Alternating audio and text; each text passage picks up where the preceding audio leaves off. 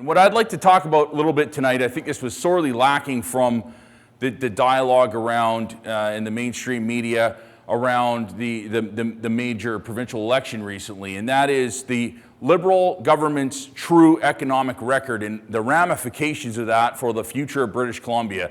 They did, in fact, really very much win on the contention that they were the better party to trust with the economic future of this province. And I'm going to lay out a very different story here, and I think it's too bad the NDP didn't exploit this. And a lot of it has to do with, we have our provincial debt, which I'm going to get into in a second, but we also have even larger than that is a secret category of taxpayer liabilities that is now up to $100 billion. And that relates to things like the program to privatize large portions of BC Hydro. And you're starting to see that on your power bills, and you're going to see that in terms of the future economic stability of this province. I put this handsome fellow up here on the screen. I'm sure you're all aware of who this is. Your former MLA and Premier of British Columbia, longest standing Premier of British Columbia, WAC Bennett. And if I was to say to you, what is WAC Bennett's greatest legacy? How would you respond to that? BC Hydro. I don't think there's any question. In fact, well, there was a couple. In fact, his legacy really could be summarized as the nationalization and creation of several very important public utilities and public services, and that included BC Rail, that included BC Hydro and BC Ferries, all of which contributed to the economic development of this province. And what we're seeing today, the irony is that Christy Clark chose this riding, chose the town of WAC Bennett, and I'm told when she came here, she made mention of him and made mention of upholding the legacy, the free market legacy of WAC Bennett. And what I'm going to suggest here is that far from that, what this Liberal government and Christy Clark's predecessor, Gordon Campbell, what started with him, is the absolute and utter destruction of WAC Bennett's legacy, and it is the most fundamentally destructive thing for our economy and social fabric in the history of colonial construct known as British Columbia. This is a graph showing our provincial debt under the Social Credit Party, Bennett's party, from 1975. That's actually from the time that his son, Bill Bennett, was in power, through the 70s and 80s, and then into the NDP reign here in the 90s. And we see it carries along at a pretty steady rate. It's pretty analogous to inflation here. We see it went from $5 billion in 1975 to about $34 billion when the NDP handed over the government to the BC Liberals in 2001. Where it goes from there under the BC Liberals. Now, that blue line represents the conventional debt. Now, this is as of 2011. Now, as we know, currently, according to the Auditor General and current budget estimates, that number is actually up here at $70 billion. That's our conventional known debt, okay? But this red category here is invented by the Liberals, and that's the secret category. It's $96.5 billion at this point, according to the Auditor General, and that's completely separate from the conventional debt. And what is contained in that is a package of lease obligations to private operators. $55 billion of that is private river power projects and other private power projects that BC Hydro has been forced to buy by this government. This is entirely their baby. And we also see things like infrastructure costs, like for the Olympics, highways, the Port Mann Bridge twinning, all of these things that are being done under a public-private partnership model and swept under the rug and hidden. But to you and to your children, it makes no difference because these are all liabilities that they will bear. And this will, so the reality is, the BC Liberal government in 10 years, where the NDP took our provincial debt from $17 billion to $34 billion, has taken it from $34 billion to $170 billion in a little over a decade. That is the financial reality of our province right now. The result of that is going to be felt through a crunch on social services, higher taxes ultimately, and power bills going through the roof as they've gone everywhere. Now, we've heard in the last couple of weeks here, hydro cost overruns surprise Liberals. Now, that is the joke of the century. They created this situation, and our mainstream media refuses to engage with the number one issue. The reason that we're running $1 billion deficit in reality at BC Hydro every year, that may be mitigated by raising power bills, which is what we're hearing now, expect a hike in BC hydro rates. The reason that we're running this deficit is not, in part it is BC Hydro is engaged in a reckless upgrading and infrastructure investment program right now that is not commensurate with the kind of money that they're taking in. This is where their debt is going, up to $12 billion. It's heading further up to $16, $18 billion. This is in 2011. And this is being facilitated again by a largely secret, shifty type of accounting where they take these debts and put them into a category called deferrals, which is like it sounds. It's like we'll incur these debts today, but we won't deal with them until the future. And the way that they deal with them, they actually take a liability and turn it into an asset by saying, well, we'll deal with that by raising power bills. That will cover that gap. That's what that deferral account is designed to do. But the total is up here, somewhere around $16 billion. Meanwhile, retained earnings are going down here. And so you have, if you were in a regular business situation, this would be considered very bad. This would be a company on the road to bankruptcy. And that's precisely what's happening. But it's not an accident. This is a pattern that we've seen all around the world, and it's not really to do with these construction projects. And you heard about the Northwest Transmission Line. Charles mentioned it. This is the big thing. They're shocked that this project has gone over by a couple $100 million, and this supposedly threw a monkey wrench into the Liberals' budget recently. They had to go back to the drawing board because at the last minute, Hydro told them, by the way, it's going to go up another $130 million, this project. Well, that's $130 million. How about $55 billion of private power contracts? That is the real burden that is driving these costs up and has created a true operating deficit of over $1 billion a year. We've gone from taking in $300 to $100 million to up to $1 billion in a good year of dividends from BC Hydro. We've had the lowest power bills in North America. This is the legacy of WAC Bennett.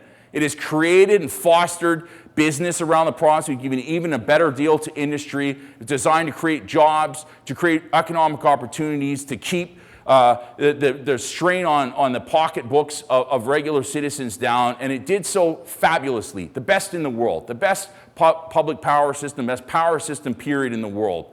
And that's what's being ripped apart right now. And so we've gone from, instead of getting $500 million a year in dividends, on top of already those really low bills, we still made a profit with that system. And that went back to pay for schools and hospitals and social programs. Instead, we flipped that upside down, and now BC Hydro is a drain on our province's fiscal situation. And we're not going to be able to cover these rising costs of healthcare and education as a result of that. These poor policy plans are actually bankrupting our province. So it's not a surprise, like they say. This is absolutely, and you know why it's not a surprise, and I can say it, because I've been talking about this for over 5 years now. I have spoken in every community in this province, along with Rafe Mayer, my colleague. We have published this on our website. We have independent economist Eric Anderson, a former federal government transportation economist, highly respected, who has looked at these numbers, who's been in liaison with the Auditor General for the last 2 years. This is solid. And we've been talking about it. But the mainstream media refuses to acknowledge this. They still want to talk about Hydro like they're bad fiscal managers. They can't plan projects. That all may be true. But it's a drop in the bucket, and they are being forced to do this stuff. What they've done, they were forced to take on, every one of these dots represents a private power project in BC. The red ones are proposals, applications. The green ones are up and running. The blue ones are in between. They're in the regulatory process. There is no public process, no legitimate consultation for these projects. Every single one of them right now is failing to meet, that they're up and running, and failing to meet their environmental requirements, their certificates. 750 environmental infractions for just a quarter of those projects in the lower mainland sea to sky area, as revealed by the Vancouver Sun. We don't even have hardly any enforcement and monitoring officers out there anymore because we've been slashing that too, DFO, Ministry of Environment, and still they cannot operate these projects according to their requirements of their certificates.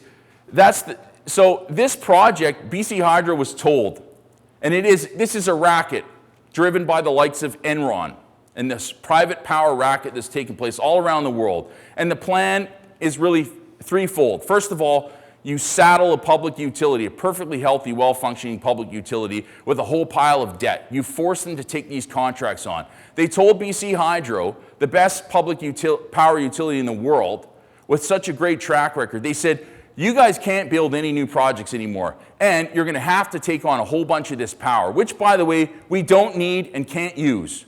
We have a surplus of power now. We had to spill our dams last summer. We had to flush perfectly good water that could have been turned into power down the spillways of our big dams because we had so much power in the system, but we're forced by contract to pay what ended up being 5, 6, 7 times the market rate for these IPP projects. Even if we did have a self-sufficiency problem with power right now, these projects couldn't solve it because their power comes in spring. So it's our lowest demand in the year and our highest supply in our public system. Because the rivers are flowing, our reservoirs are filling, and plus spring is a time when we're not using our heating, we're not using our air conditioning yet, and so that's our lowest power demand all year, and that's the precise time that these projects come online. The whole thing is a scam. It's a total racket. This is where our power consumption really is here, okay? This is what's actually happened. We're not going up. Our demand is actually going down. It's stabilizing. This is where BC Hydro and the government talk about where it's going. They have historically overestimated our power needs by 20 to 30% for the last 30 years. But what I'm going to tell you is that it's not really their fault. Because every time somebody, even at the top of their corporate echelon, the last 2 CEOs who raised issues about this were fired or pushed out. Okay, this is Bob Elton. He raised problems with this program. He was fired. The next guy came along, Dave Cobb, ran the Olympics. Before that, he ran the Canucks. This is a good businessman. Now he's one of Jimmy Patterson's vice presidents.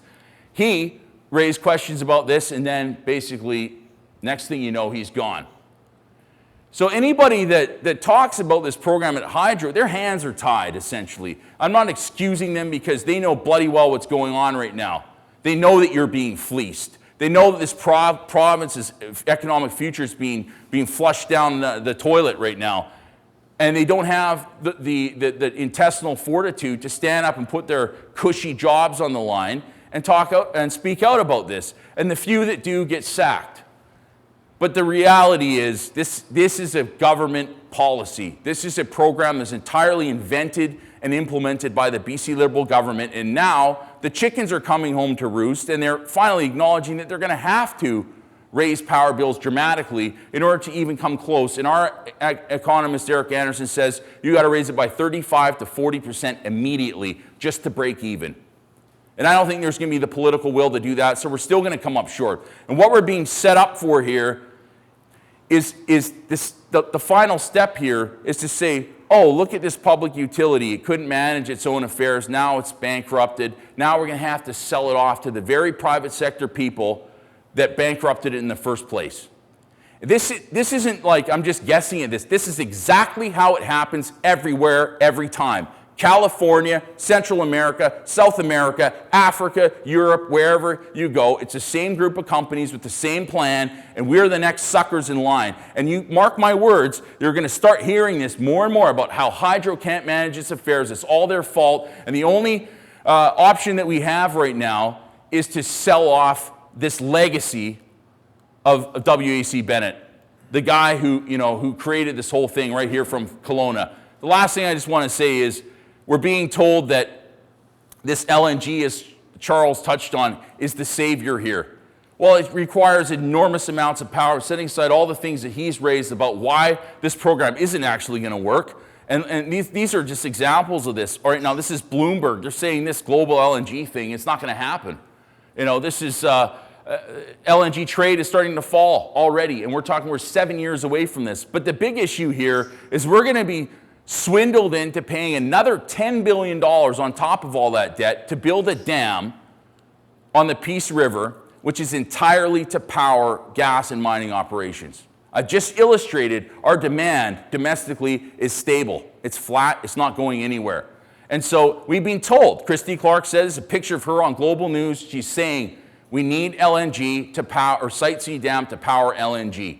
So this is yet one more insult. It's an environmental travesty, 20,000 acres of farmland and forest land to be flooded to create that power. You're gonna subsidize it, you're gonna pay $10 billion for that on top of all this other stuff. And then all of that is to give cheap power, subsidized power by the taxpayers to oil and gas companies to create this economy on the backs of all of us.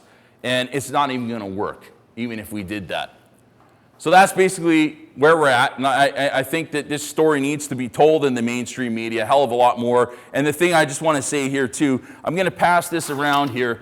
This is a sign-up sheet. If you do value this kind of information, you're not going to probably get it from the Vancouver Sun, but I do publish a publication called The Common Sense Canadian, which I founded with Rafe Mayer a few years ago. Eric Anderson, independent economists and people like him, that's where you can find that information. If you want to get on our weekly email bulletin and keep really informed about what's going on in this province, I encourage you to put your name down and I'll just pass it and you can circulate it to the person next to you. Thank you very much.